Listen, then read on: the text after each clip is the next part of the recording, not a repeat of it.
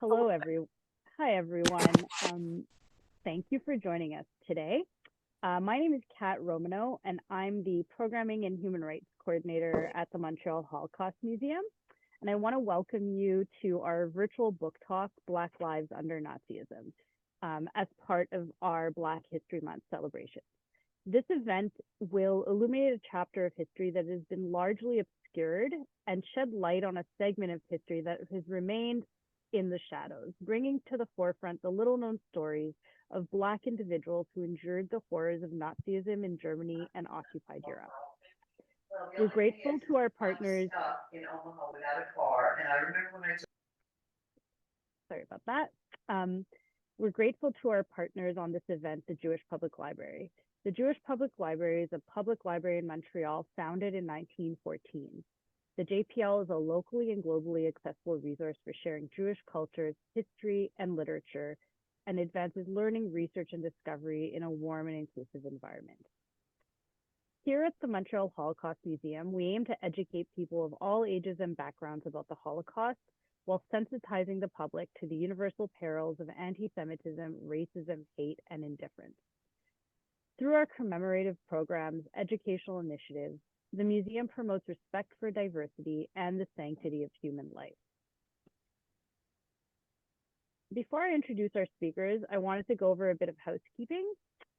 Everyone will be kept on mute during the event, and the conversation between Sarah and Tema will be followed by a Q&A, during which everyone here will be able to ask questions by writing them into the chat. If you think of questions during the discussion, feel free to write them in the chat, as we'll be monitoring them throughout, and I'll bring them to the attention of our speakers during the Q&A. Also, if you have any technical difficulties, you can message me and I will help you out as best as I can. Now I'd like to introduce our two speakers today. Sarah Phillips Casteel is a professor of English at Carleton University, where she's cross-appointed to the Institute of African Studies and the Institute for Comparative Studies in Literature, Art, and Culture. Her book, which we'll be discussing today, or rather her books, include Black Lives Under Nazism, Making History Visible in Literature and Art, and this is the book that will be discussed today. She has also written Calypso Jews, Jewishness in the Caribbean Literary Imagination, and co-edited the volume Caribbean Jewish Crossings, Literary History and Creative Practice. She's the recipient of a Canadian Jewish Literary Award and a Polanyi Prize. She's a member of the Academic Council of the Holocaust Education Foundation of Northwestern University.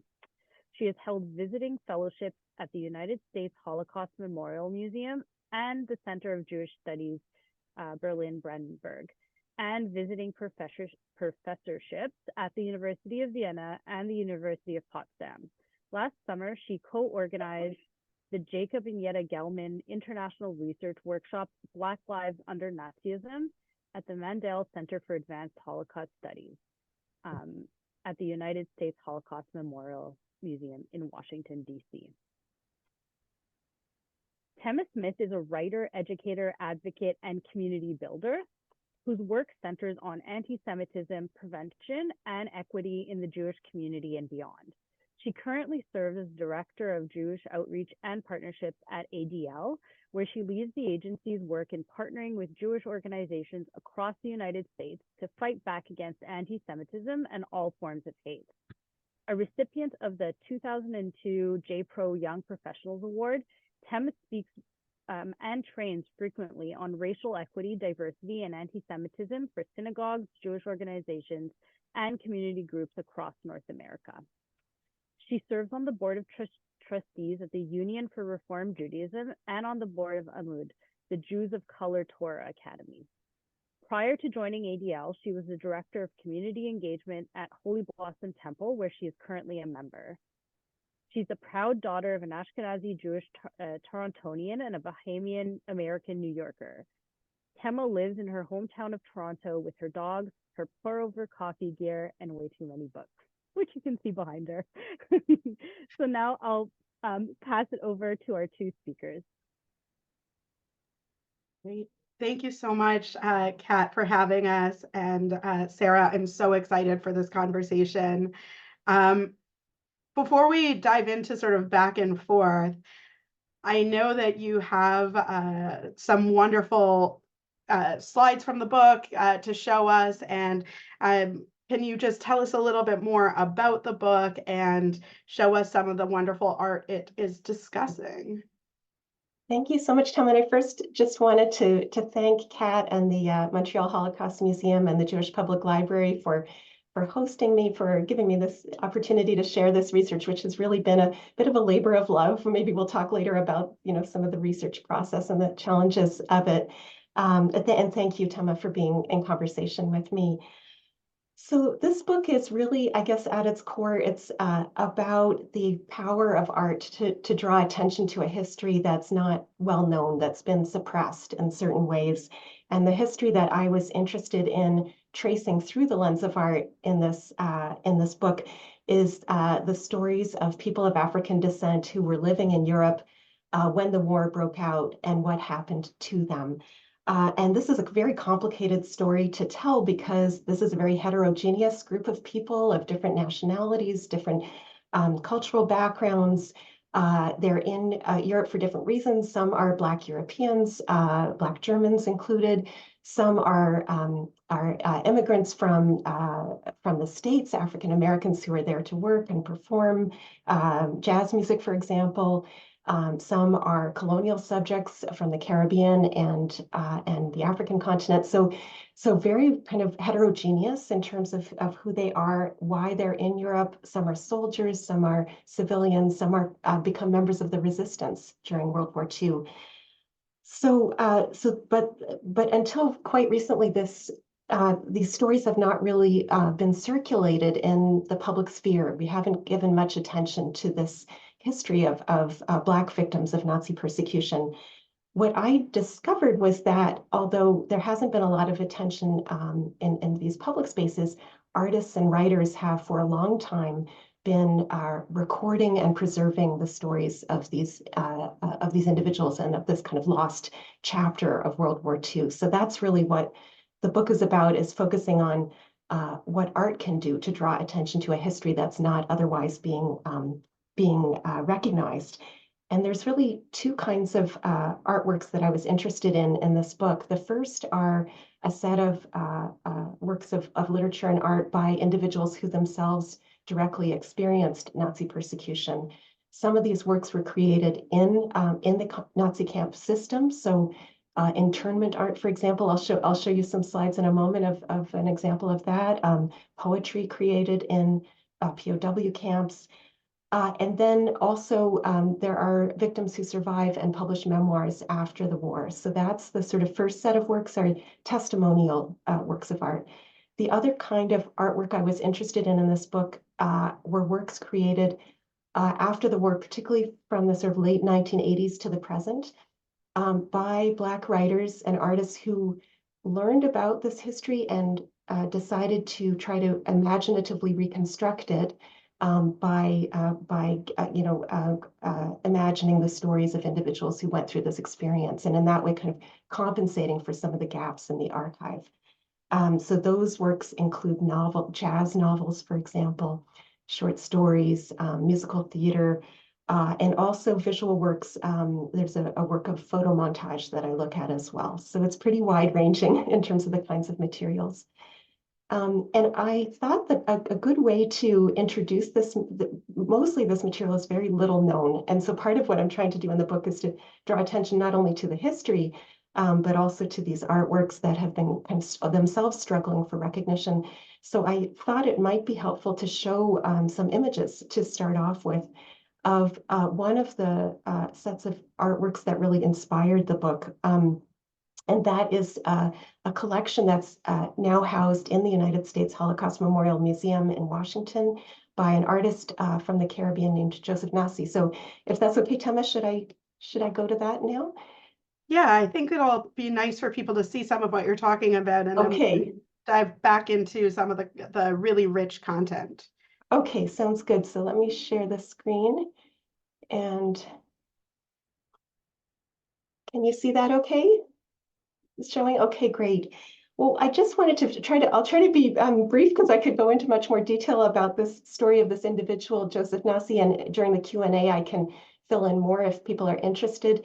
But he is really one of the figures that inspired this whole book. I came across his story and was just fascinated by it.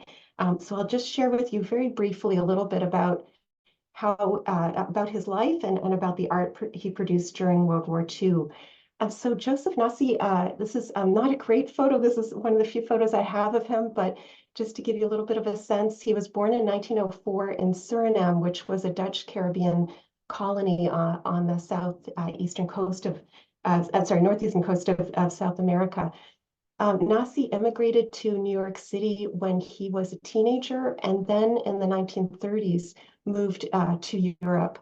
And I think, like many African Americans during that period, he was trying to get away from American racism, trying to find a more hospitable environment. And so he immigrates to Europe, works there, eventually settles in Brussels, and studies art there. The key thing about his story is that in order to move to Europe, he pretends to be an American citizen. He falsifies his American citizenship and claims to be born in San Francisco. And as a result, that becomes really key because when the war breaks out and after the US enters the war, he is then interned as an American citizen, which changes the conditions under which he's imprisoned.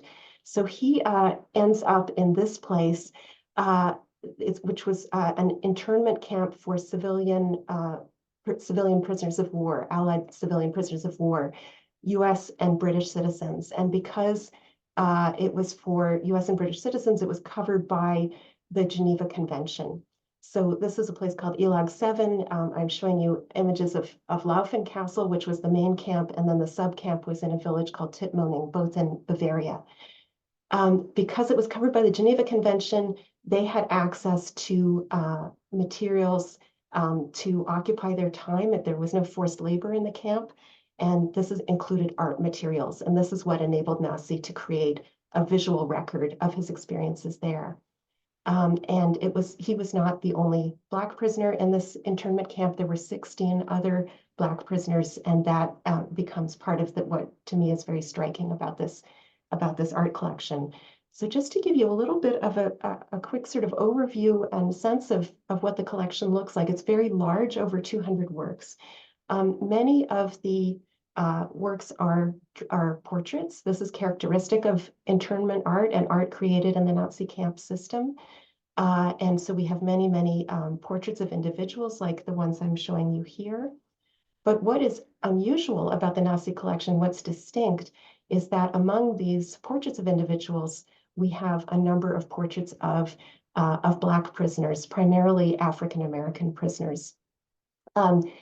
Nasi does not include the names of the prisoners on the portraits, unlike some internment artists. So that's been a kind of a frustration for me as a researcher because I really like to know who all of these individuals are. Some of them I've been able to identify from other sources and photographs, but as you see, he always includes his own artist signature. So this is, as far as I know, the largest, most substantial visual record of Black prisoners in the Nazi camp system. The collection includes not only drawings like these, but also oil paintings. He also had access to the materials to create oil paintings. And this is an example, a double portrait here of two prisoners in Tittmoning Castle, the subcamp of Ilag 7. And again, he doesn't name who these individuals are, but from my research, I believe that the guitarist is Johnny Mitchell, who was an African-American jazz musician, and Henry Crowder, I think, is the individual reading the book on the lower bunk. He was a jazz pianist. Another example that I'll show you of the oil portraits is this group portrait, which I find really interesting. Again, we see here how the prisoners, there was no forced labor in this camp. So part of the challenge was to pass the time to sustain themselves psychologically as well as materially through this experience. So we see again making music, the guitar playing, toasting bread. There's a silent piano that one figure is playing in the background, reading books. And very intriguing to me is the figure in the upper left-hand corner of this painting. I'll show you a detail here. I believe that this is a self-portrait of Nasi at his easel, painting or drawing. And so part of what's interesting about this collection is that it highlights art making, creativity in the camps, and how important that was as part of the way that these prisoners were sustaining themselves through this difficult experience. Another thing about this particular image is that it shows the Black prisoners bunked together in the same room in Titmoning Castle. This is interesting because in the archival records, sometimes the prisoners say that there was no segregation or Jim Crow, as they put it, in the camp. And we could talk more about that later. Very interesting detail that comes out in some of the interviews they give to the African American press later on. But here, this image, I think, suggests that there was some segregation, that the Black prisoners were being housed separately from the white prisoners. A couple more examples of, again, portraits of Black prisoners in oils from, this is Beverloo Camp, which was the transit camp that they were sent to before they were deported to Elag 7. And then finally, I want to show you just a couple examples of other visual culture coming out of Elag 7 and how it contrasts with the depictions we see in Nasi's work. There are some photographs of some of these prisoners performing in Elag 7 that are also in the collection of the Holocaust Museum in Washington. And here we see the same figure, Freddie Johnson, an African-American jazz pianist, as drawn by Nasi versus how we see him in the photograph. And I find that these are quite different renditions, different portrayals. And it's interesting to me to consider what it was that Nasi was trying to convey through this more kind of introspective portrayal of Johnson, as opposed to the kind of more cheerful performance that we see, which I think it's hard in the photograph even to imagine that this was taking place within an internment camp. It doesn't, give that that sense. So we have the photographic record that we can compare to the drawings. And then finally, there was another artist in Elag 7, a Polish Jew named Max Brandel, who drew some caricatures of some of the Black prisoners. And here again, the same figure, Freddie Johnson, as drawn by Max Brandel. And again, I see an interesting contrast there, I think, between what Nasi's drawings are able to convey as opposed to what we see in Brandel's caricature. Also interesting here is the textual part. We see that Johnson has himself signed this portrait. We also have the place, Titmoning, and the date, August 20th, 1943. Whereas Nasi does not supply that information in the drawings. And that's an intriguing aspect to me of why he doesn't include that, those textual details that could give us more clues to who these figures were. So that's a brief overview of the collection, but I hope it gives the viewers a little bit of a feel for some of the kinds of material that inspired this book. And I'll stop sharing now. Thanks, Sarah.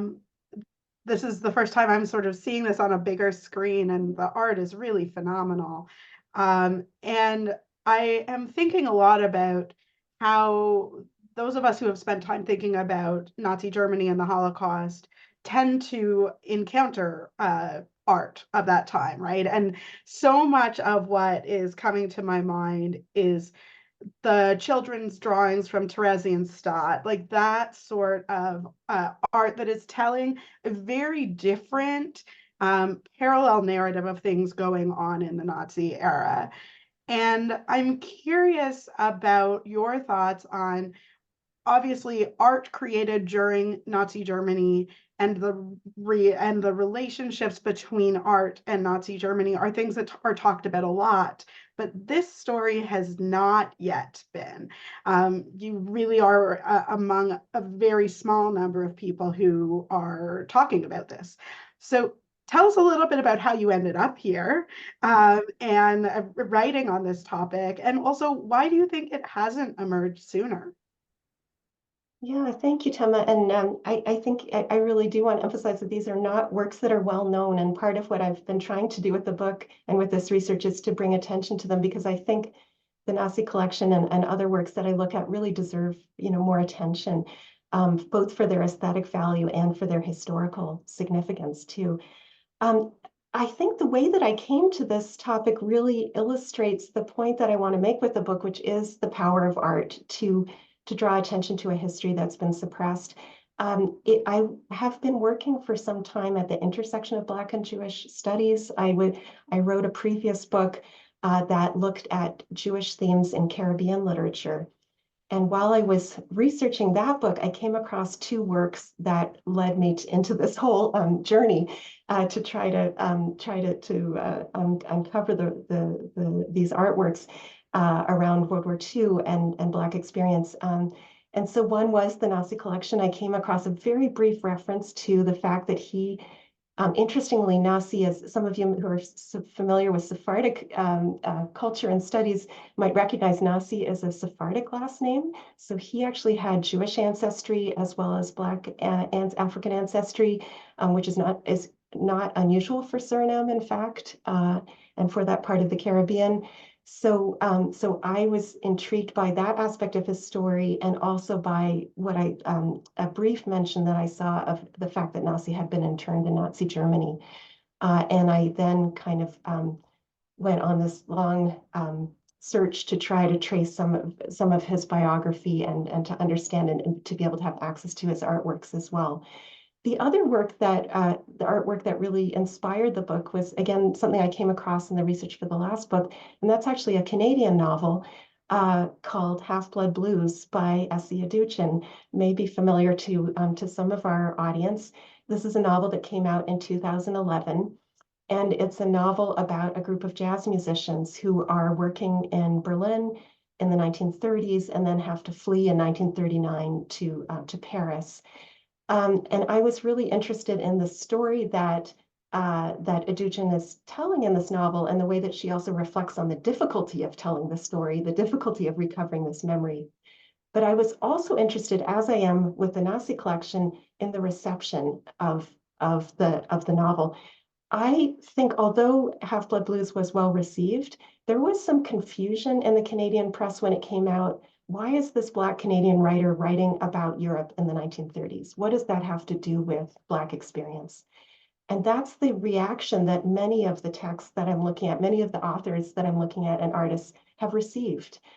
This sort of lack of comprehension or awareness of how is there a connection between the Holocaust, Europe in the 1930s and 40s, and Black history and experience. And I think that lack of awareness has led to some difficulty for the artworks I'm looking at of themselves being published, and kind of getting attention. Aduchin more recently wrote a novel about slavery that was very successful. And I think it's interesting that that novel didn't raise those kinds of same questions in the way that Half-Blood Blues did. So those are the two works that really inspired the project. And then I think you asked about some of the obstacles. Yeah, like why hasn't the story emerged later or sooner? And you've touched on a little bit of it. Sorry, everyone, you probably see me drinking tea. I'm at the end of a cold and it's in my voice now mostly. So I'm gonna mute myself again and keep sipping that tea. But you've touched on a little bit of it, but I'm really curious your thoughts on what ends up missing from our comprehension of a really pivotal historic moment when we assume certain stories aren't part of it on their face. So I'm modifying the question a little bit based on what you have just shared. So what ends up missing from our understanding? So why does this matter in a sense? Yeah. And again, maybe if I could backtrack a little bit in terms of why it hasn't emerged, I think it's worth saying, although I'm not a historian, I've obviously been very engaged in trying to understand this history and also benefiting from the work of some of the historians who are trying to trace these stories. And part of the difficulty is that the archives do not document these Black stories well at all. The Nazis did not have a designated category for Black prisoners, so that makes it difficult in part to trace their stories. It's also that these archives are not organized around an understanding that there were Black victims. Holocaust archives, understandably, tend to be organized around tracing Jewish victims, and not around other victim groups, including the Roma and Sinti, for example. So that's another challenge of tracing these stories. I think it's also part of the reason that this memory hasn't emerged is also the belated way in which some European nations, particularly Germany and France, are only now in some ways confronting their colonial histories and colonial pasts. And this story of the presence of Black people in Europe during World War II is very much connected to those colonial histories. So the suppression of that colonial memory also results in a suppression of this wartime history. But I think that we're in a really interesting moment now, which really arose during the course of the time that I was writing the book, which is the Black Lives Matter movement and the space that has opened up for more receptiveness, I think, to these kinds of stories. And an example of that is, in fact, the series that the book is appearing in is a new series from Columbia University Press called Black Lives in the Diaspora. It's a collaboration with Howard University. And this is an example of the kind of new spaces that are opening up for telling these kinds of stories. So, so that was just a backtrack to say, I think there's a number of reasons why it's been so invisible and suppressed, which is part of a larger story of Black experience more generally being invisible and being suppressed. And now I've lost track of. And so, what did you want? The next part was the sort of kicker question. And why does this matter? Why does this matter? Yes. Yeah. Thanks. Yeah. So I think it matters because it is, I think, part of this. So on one level, it's part of this larger reckoning that we are engaging in as a society right now, with the legacies of slavery and colonialism, with the need to more fully acknowledge Black history in Canada and more broadly. So I think we can see this work partly as, part of that larger effort. More specifically, though, in terms of why it's significant for our understanding of World War II and the Holocaust, I think that there are a couple of things we could say there. One is that, of course, this artwork draws attention to how diverse the victims of Nazism were, more diverse, I think, than we have understood them to be. So just understanding who was persecuted by the Nazis and under what conditions, and also the diversity of the camp system too. This idea of the civilian internment camp that Nazi was in is not, I think, a kind of camp that many people aren't as familiar with. But maybe more on a more profound level, I think what really unifies the artworks I've been looking at is that they change our way of thinking about the wartime past. And they do that by suggesting that the Holocaust is related to other histories of violence, that it doesn't stand alone, that it is connected to and entangled with other forms of violence, particularly colonial history and slavery. That's something that carries across really all of the works that I look at, is a sense that these things are not separate from one another, but there actually are links that are important to uncover. So that's a major shift that I think these artworks explore, and many Holocaust scholars have become interested in this kind of idea more recently. But I think the artworks were ahead of their time in many ways in kind of introducing this more comparative perspective. Great. We're going to open the floor to questions fairly soon. And just a reminder to everyone listening in, you can put them in the chat. You can chat them directly to Kat, and we will get going. I know a few have come in. We're going to get going with some questions very soon. But before we get there, you've talked about some of the inherent tensions and societal shifts in sort of bringing Black stories to the fore. And when you and I were talking about the book, and I remember actually when we met however many years ago it was, with Calypso Jews. You've shared both times a little bit about your considerations as a white scholar engaging in this space and bringing forward stories of Black writers often. Can you, and in this case, artists, can you share some of that with the audience? I think the way that you capture that and your relationship to the archive, as well as to the people you are representing, is really helpful for people to understand, and I think instructive. Yeah, thank you. I think it is really important to address that, and it's something I've, of course, given a lot of thought to. I've been very aware throughout the process of working on this material and earlier material as well, in my previous work, that that I'm coming as an outsider to Black culture in trying to investigate this this history and these artworks. Something though that surprised me as I was working on this project was to discover some relationships between my own family's Holocaust history and that of the Black subjects I was studying that I did not expect, particularly the presence of Polish Jews in this internment camp where Nazi and a number of African American prisoners were held. Some of these Polish Jewish prisoners, like the artist Max Brandel, whose work I showed, came from the area around Lvov, where some of my family who fell victim to the Nazis came from. So that kind of emerged for me as I was working on this, which really surprised me, but I think also suggests something about the relationships and entanglements between these different stories that the artworks are also communicating. What was really important for me in carrying out this research was to establish relationships with the descendants of some of these figures, and to meet with them, to ask for their support in this research, and to listen and hear their stories. And I was enormously fortunate that, in particular, the descendants of Joseph Nasi were very receptive and supportive of my research. I traveled to Suriname, to the Netherlands, and to New York City to meet with different branches of his family.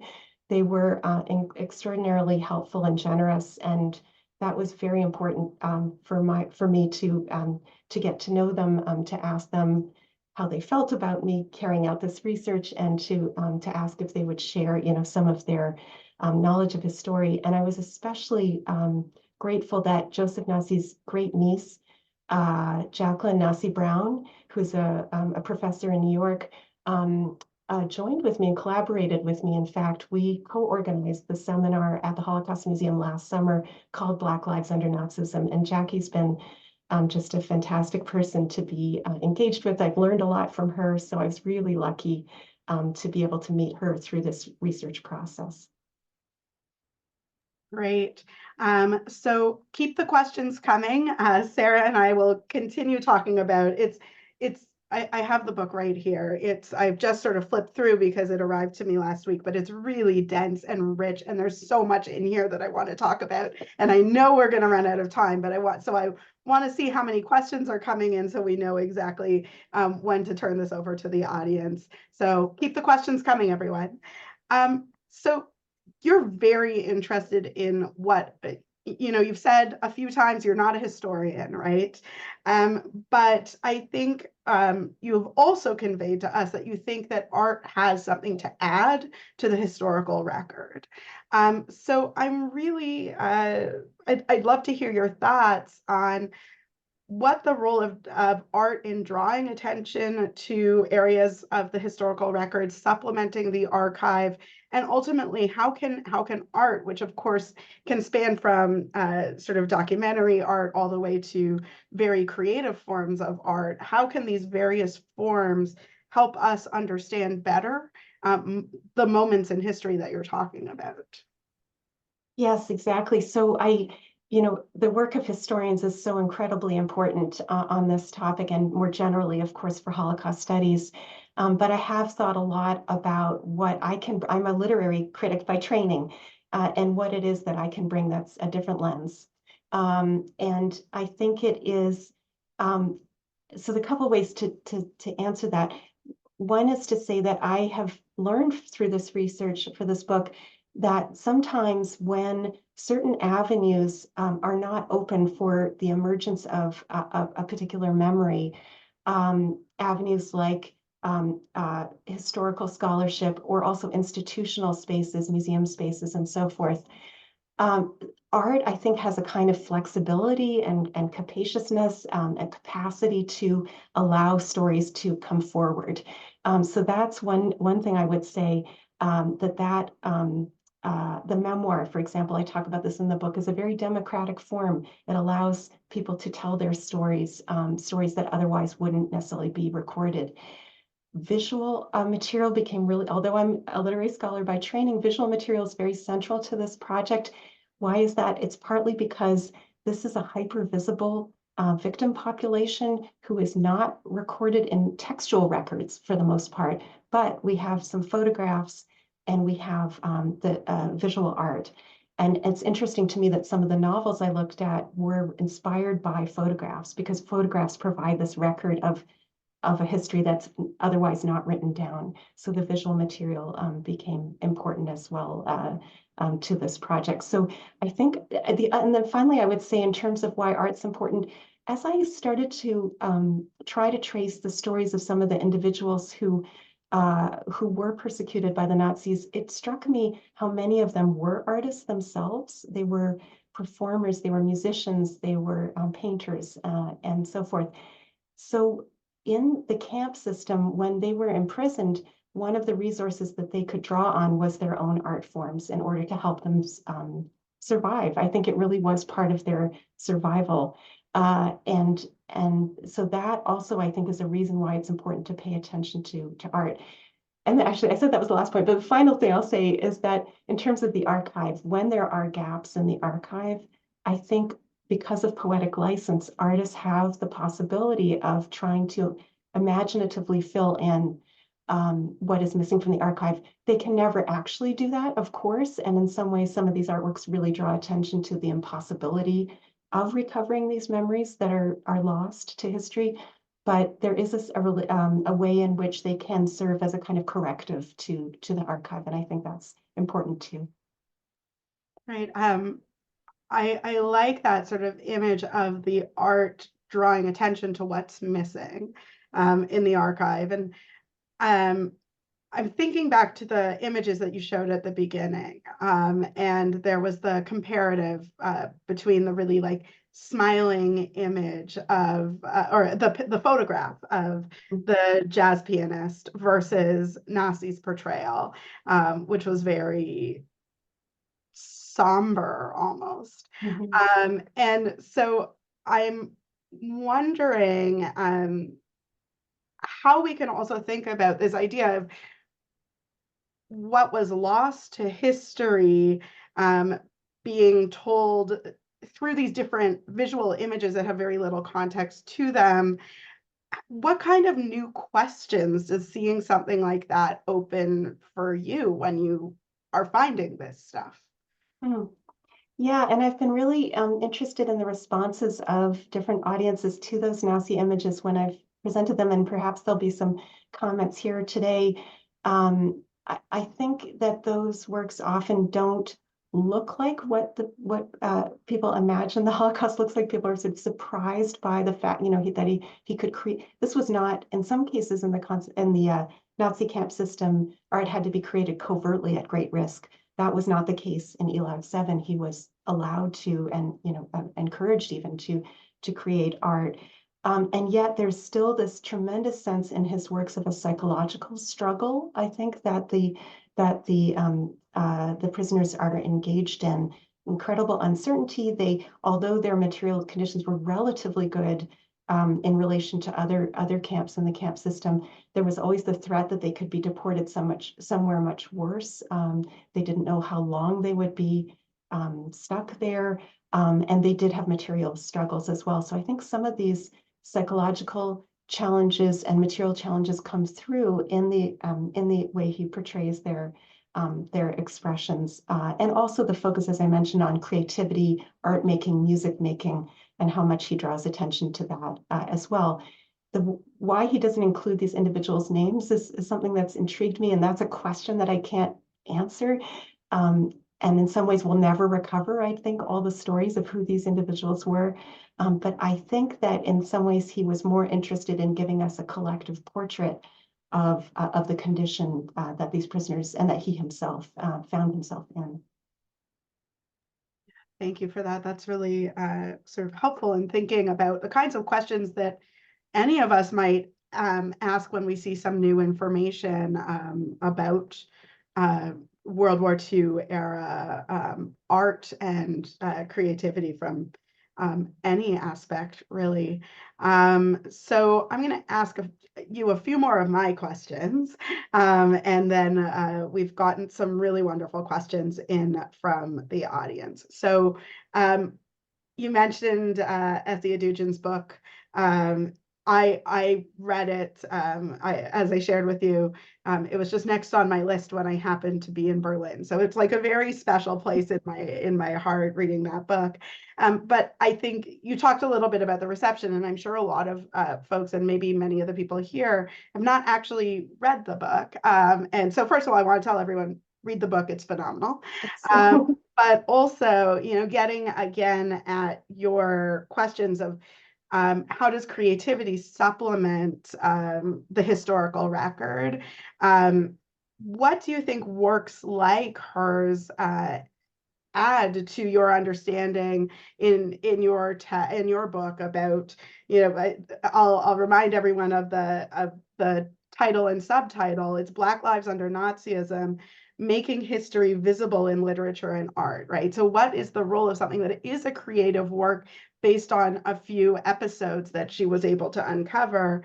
How does that inform both this idea of visibility, and how have you found, I need to stop asking you compound questions, but I'm going to ask you anyway. But how have you also found, you've spent time in residence at the Holocaust Memorial Museum in the US and among other Holocaust scholars. How have you found that other scholars in sort of more, I'll call it straight history, relate to this area of inquiry and of meaning making? Okay.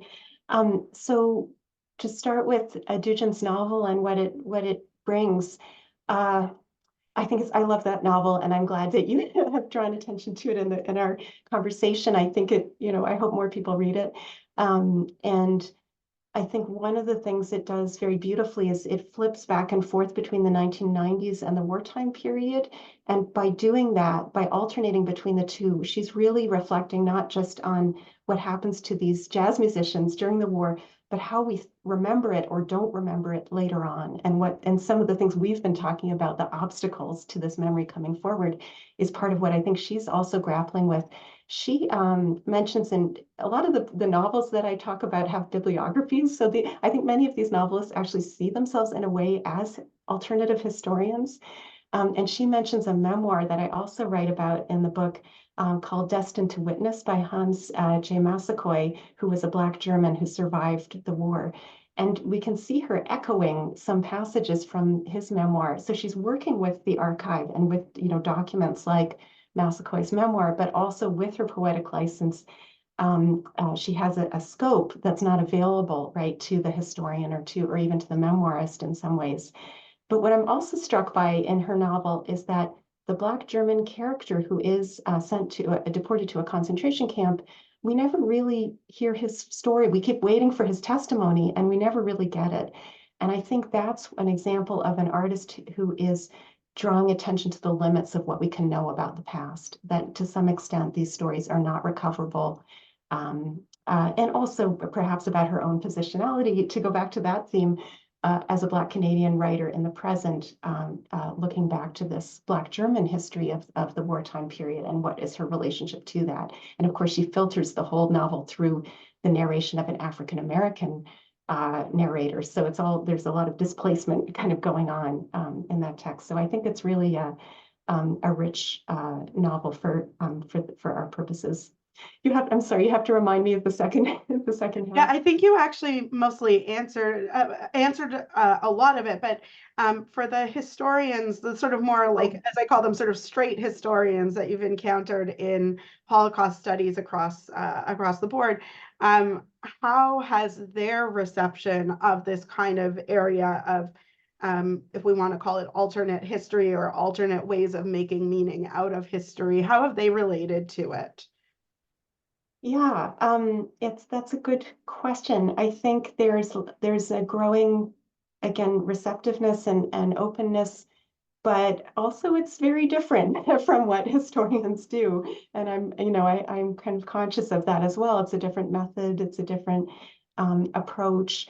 And so, yeah, so I think that they're sort of intrigued, but and I'm conscious. I know one of our a historian who participated in our seminar last summer is in the Zoom room, so I'm conscious of her presence, and maybe she could speak to that. But I think it also depends on different kinds of historians have different approaches and different ways of thinking about cultural materials.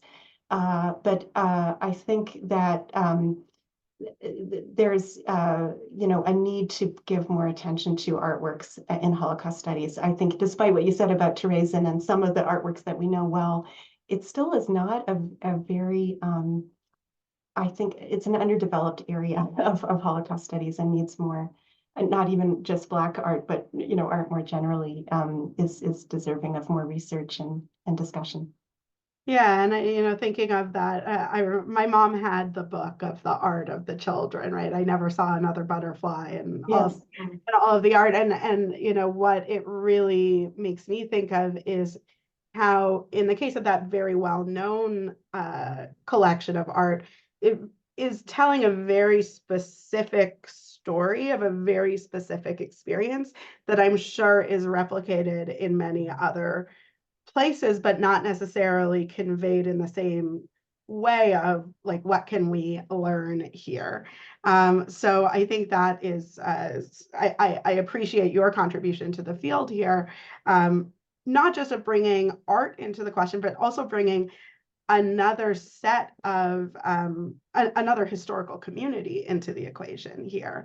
That I'm seeing the questions coming through in the chat, and so many of them are like, what was the position of Black people in Nazi Germany, right? We really don't talk about it. That's right. That's right. There's very basic kind of lack of yeah, we don't have that sort of basic information that we need. And again, I hope that the part of my effort to kind of draw attention to these artworks is I think they can help us to become more aware. Yeah. Well, we're coming pretty close to time to turn over to the audience. So I'm going to use moderator's prerogative to ask you one more of my questions, and then we'll start looking through what some of the really wonderful questions that have come in. As I've sort of shared with everyone here, I really enjoy and appreciate Sarah's contributions to the various fields that she is adding to. So I want to know, you've barely finished this project, I know, but what's on your mind? It doesn't have to be like, what's your next project, but like, what questions are animating you as you think about either going deeper with this work or taking a look at other things soon? Yes, thank you. I'm not entirely sure where I'm going to go next, to be honest. I think there is much more work to do here. I mean, just the other day, I got an email from someone in France telling me about a Nigerian poet who was a student at the Sorbonne and then was interned during the war. I mean, my sense is that there are many more of these stories that are waiting, to come out. So in some ways, and even with Nazi himself, I feel like, although I've devoted, years now to trying to understand his story and his artwork, I think there's still more work to do there. I really would love for there to be an exhibition of his work. It hasn't been exhibited since 1997. There was a small exhibit in Washington of the works then. So that's one way to sort of move forward, I think, is that sort of dimension. I'm also just generally more interested in the intersections between colonial history and Jewish experience. Also, another kind of branch of work I've done relates to Jewish refugees who end up in colonial spaces during the war. I think that's a really interesting area to investigate, and for me, again, through the lens of art and literature. So that's another direction that I'm developing. But for now, I think that there may be more work really to do with this project. Even though the book is out, it feels like it's not finished. Yeah, and that's very fair. And I know that is, like, I sort of laugh when I was in grad school, that it was always like, when's your thesis? Like, how's your thesis coming along? Was the question that was like everyone asked you, and it was the most unfair question ever. And asking somebody who has just spent all this time on a project, what's next, is, I think, in that same realm, and yet the thing that everyone wants to know. So I acknowledge, the difficulty of answering that question. So I'm going to turn to the questions that have come in so far. And I'm going to foreground this for everyone on the line by saying, as Sarah has shared with us, she is not a historian. So some of the questions, Sarah full sort of reins to say, you know what, this is really outside of my expertise. But you've also spent all this time in the archive and parsing through historical record that some of them might be on the tip of your tongue. So I'm going to throw all of them to you that I can get to. So we have a question from Frank, who says that Professor Edward Kissien at the University of South Florida writes in his book, Africans in the Holocaust, which is very recent, and I didn't know about it, and now I'm adding it to my wish list, that the African press recognized during the Holocaust the murder of Jews in Europe, and thought that it foretold what would likely come to Africa if the Nazis won.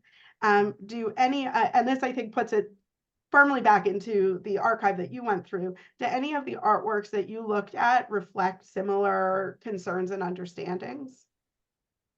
In terms of the relationship of the potential for this violence to be expanded outward. Yeah. I mean, this doesn't necessarily come into my book particularly, but the famous kind of example of this is Aimé Césaire, the poet and writer, writes about this shortly after the war, and he says that Nazism is colonial violence turned inward on Europe and onto European victims.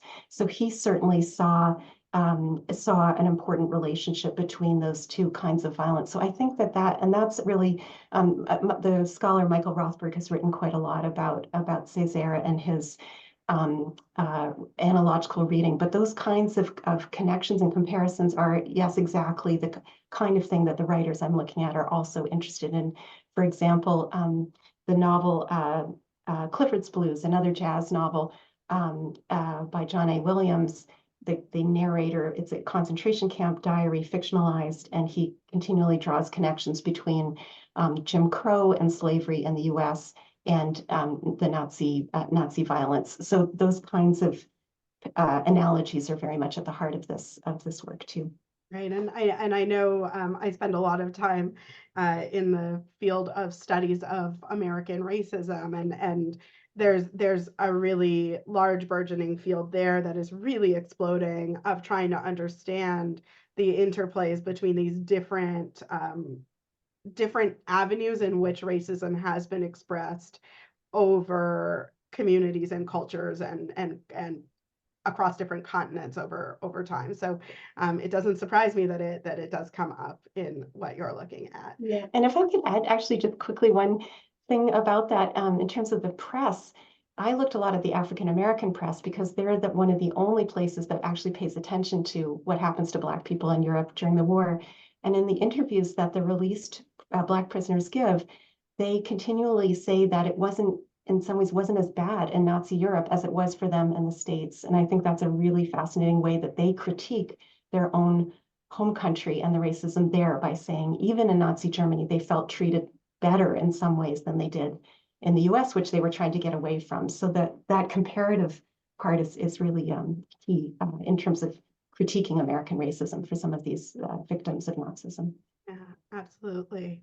So we have a question from Bob that is a question about how Black people were treated. And I think you kind of started to allude to it a little bit, but then again, that's about African Americans who found themselves there. So this is a bit of a broader question. And were Black people treated the same as Jewish people during German Nazism? Did the Nazis express an intent to annihilate the Black population? Yeah, that's a great question. And again, I'll just give the caveat, I'm not a historian, but I have, read a lot and studied a lot about this. Again, it's hard to answer. We can't generalize because it really depended on their citizenship and then a host of other contingencies. Black Germans were treated as racial aliens by the Nazi regime. The Nuremberg laws, initially designed to target Jews, were then extended to Black people as well as to the Roma. So they were deprived of their citizenship and persecuted in other ways, ostracized, forcibly sterilized in some cases. So that's talking about Black Germans specifically. In terms of whether there was an intent to annihilate them. So I would defer to the historian Robbie Aitken, who is really a much more of an expert on this. And he says that although they don't have a systematic project to annihilate Black Germans, there are hints that is developing as the war progresses. So I think Robbie is still working on that material, and I'm looking forward to seeing what he uncovers. But I would say citizenship is key. African Americans, as I showed with Nasi, by faking his American citizenship, he ends up, although in difficult circumstances, much better off than some of the other figures I've been tracing. For example, if his true citizenship had been known, he was a Dutch colonial subject, I think he might have ended up in worse circumstances when we look at what happened to prisoners who were imprisoned as Dutch citizens. From Suriname, for example, Anton de Kom, the great anti-colonial thinker, dies in a concentration camp. So I think that's question of citizenship is actually really key. It's not just about race, and that's something that we learn from these stories. Right. So another question that again might be more a historical record question than your expertise question, but this is a question: what regions of Germany tended to interest Black people who had immigrated to Germany, and what was the relationship between Black citizens and emigres and the Jewish communities near them? So essentially, Black folk living in Germany prior to and during Nazism, how did they relate to Jewish people and communities? And I now see the name of who asked it. Question from Roberta Ann. That's a great question. I think that really is beyond the scope of what I could speak to with any authority. I think many performers, were ended up in Berlin, of course, but I would need to defer to the people in, Black German historians of Black Germany in terms of what their relationships were with other communities. I'm sorry, that's yeah. That's a completely fair answer. And but a great question. Yeah, it's a great question. And now I'm actually curious and fascinated. I'm sure my imagination is running wild here that in some of the Berlin-based art scene, I'm sure that there's very close interaction, but elsewhere, I have no idea. So now I'm also curious. So a couple more questions. One about Black survivors of Nazi Germany who were interned and in prison. Have they been eligible for reparations? Right. Yeah. That is a great question. Yeah. And in fact, Massaquoi writes about this in his memoir, where he talks about not being eligible and his German Jewish friend being able to claim reparations. But as a Black German, there's a great difficulty being recognized as a victim because he's seen as German. And there's a lot of confusion about are they victims? Are they collaborators in a sense, complicit with the German regime? They are Germans. So there's that's a real difficulty. And again, the historian Robbie Aitken, I know, has been working on reparations cases as one of the ways that it is possible to trace in the archive some of these stories. So that's a really interesting. I think there's a problem of categories, and like that particularly Black Germans experience, whereas if there's another memoir I look at by John William, who was a French singer born in Côte d'Ivoire, and he does not have any difficulty claiming reparations, whereas the Black Germans do. So again, citizenship, nationality also makes a difference there. Right. And I think what you're bringing up is that so often we imagine the Nazi German classification system along fairly, I'll call them like genocide-centric lines about how the Holocaust played itself out. But of course, there were all of these other categories at play. And, you know, it never even dawned on me that, of course, the Geneva Conventions and like what country people were a citizenship of also plays into some of this. So we're running out of time pretty quickly, but I want to get to a couple more. And so Jordan asks, I'm trying to think about your project in relation to the German present, wherein questions of immigration, and particularly African immigration, is at the forefront of public discourse.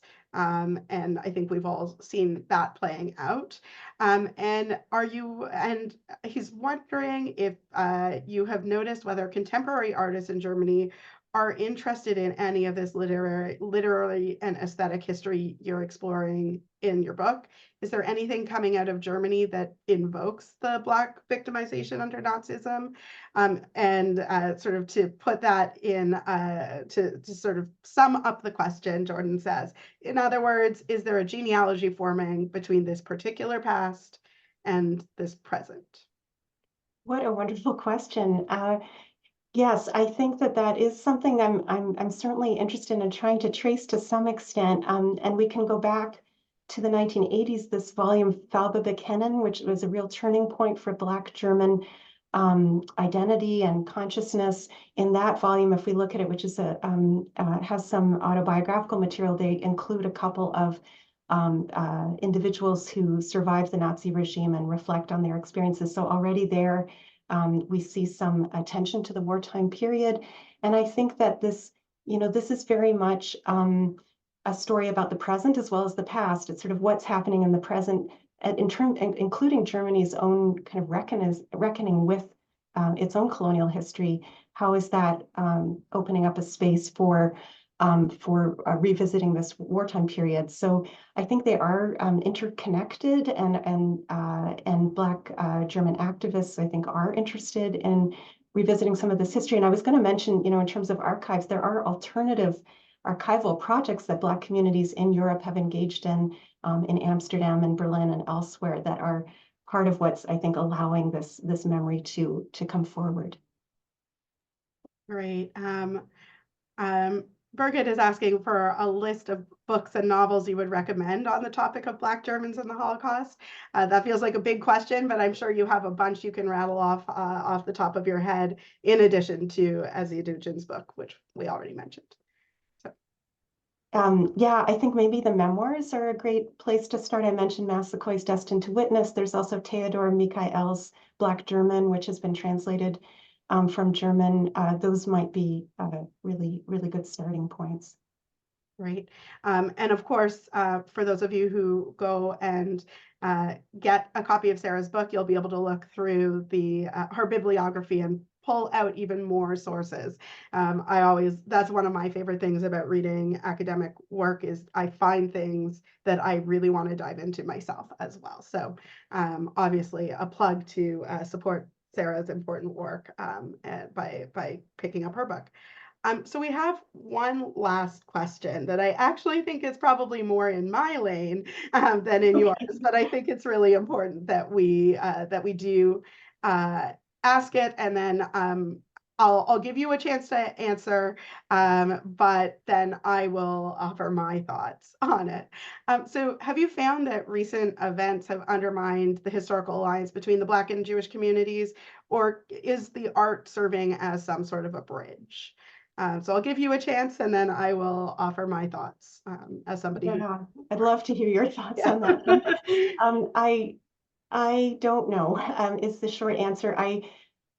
What I can say is that to my mind, it makes this material even more urgent, because I hope that it can in some way allow or encourage this kind of thinking about relationships between different struggles, different histories of violence to take place. But I also am really worried about the obstacles to that conversation too.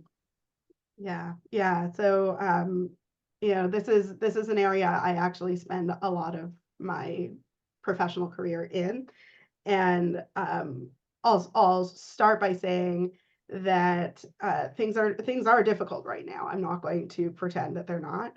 And at the same time, I have a huge amount of hope in things that resemble this historic alliance or are directly descended out of that alliance. And I'll just give a very simple example. ADL, where I work, was a co-sponsor, the only Jewish organizational co-sponsor of the 60th anniversary of the March on Washington, which I will forever cherish the fact that I was involved in the planning of the 60th anniversary of the March on Washington. Like, that's kind of a moment. I planned the Jewish communal participation in this. And what we found was that those partners who we were there with, and I'm not going to say for, we were there with an interlinked understanding of how anti-Black racism and issues deeply impacting the Black community from pre-civil rights to today are tied to Jewish issues deeply impacting the community today. Those relationships have not broken down. Those relationships are strong. And so where that connection, that is a connection of not of like, we help you, you help us, right? But where it's a deeply integrated connection, has actually stood the test of this really challenging moment. So that gives me an immense amount of hope. And the challenges. I've been thinking a lot recently of, and just to tie it really back to what we're talking about today, of something that happened on American TV a couple years ago, where Whoopi Goldberg said some wildly inaccurate characterizations of the Holocaust, where essentially she took that idea of it being colonialism turned inwards, but stripped out all of the understanding of how the way Americans define race is not how Nazi Germany defined race. Right. And essentially said, like, yeah, like, this is, this was white people against white people. This isn't about race at all, which was problematic on a whole bunch of levels, and I think was just deeply tied to ignorance and over centralizing of a particular way of understanding how race functions. But it's not atypical of some of the understandings that we see about how Jews fit into the racial landscape of North America. And that's something I've talked about for years, and I'm not going to go into it now because literally I do like 2-hour-long talks about Jews' relationship to whiteness, and it's very complicated. But what I'm seeing, and where I think there is this potential for bridging, is that the more that we understand, first of all, that this is a complicated story, right? The Nazi Germany story and its ties to all of these different colonial locations, and the ties of colonial history to American racism, to European anti-Semitism, and so on and so forth, gives us a huge amount of area to understand that interlinkage in a way that in a moment like this might not be as accessible when looking at an American context, where I think, I work in the US, I'm Canadian, but I think so often in the American context, the understanding is drawn up on such a clear color line that where Jews are actually a complication to that color line in many ways, but also do fit on one side or another in many instances. And so I think that there's an opportunity here for this kind of scholarship to bring people back into the conversation who might have stepped out of it. I think the temperature needs to get turned down a little bit on the discourse, and I don't know that we can do that through art, but at least I do have hope. I'll also say, like, the historical alliance was strong, but not without its own set of complications. If anyone wants to dive into some of the more challenging moments and that historical alliance, I strongly recommend. Mark Dollinger has written a book. It's a historiography called Black Power, Jewish Politics, that looks at sort of the 60s to 70s moment in the way that the communities configured themselves around their communal organizations and so on and so forth, but also around concepts like Zionism. How did the 1967 war change things? How did Black Power change things? And it's actually a lot more of a complicated narrative than I think the simplistic story we tell ourselves. Highly recommend it. A wonderful read. I said historiography for people who aren't people who typically pick up historiography. It reads like a story more so than like a dive into the archive. So highly recommend that to understand that a little bit more. I have great hope for the future. Otherwise, I couldn't do the work that I do. So that's where I'll leave my thoughts. But I want to give the last word to Sarah before we turn it back to Kat. So Sarah, this has been just so illuminating. I can't wait to actually have the time to dive into the book. And I wonder if there's any one sort of takeaway you want the people who are here listening today to leave with about why this work is so important and what you hope they take away from what you've showed them today. Oh, wow. That's hard to answer, but thank you for that. Giving me the last word. I think what you just said so beautifully about how much more complicated these things are than we often assume them to be. I think so much of what this material shows is counterintuitive. It doesn't fit what we think we know about the past. And to me, that's part of the importance. And I also just hope that, that we'll become more aware of some of these figures, some of their stories, and these beautiful artworks, and that there'll be more space to celebrate their importance. Thanks, Sarah. I'm going to hand the floor back over to Kat. Thank you. So I want to thank everyone for joining us today. And most of all, I want to thank our speakers, Sarah and Tema. Your conversation was so insightful, and I learned so much, and I have no doubt that everyone else here did as well. So thank you again.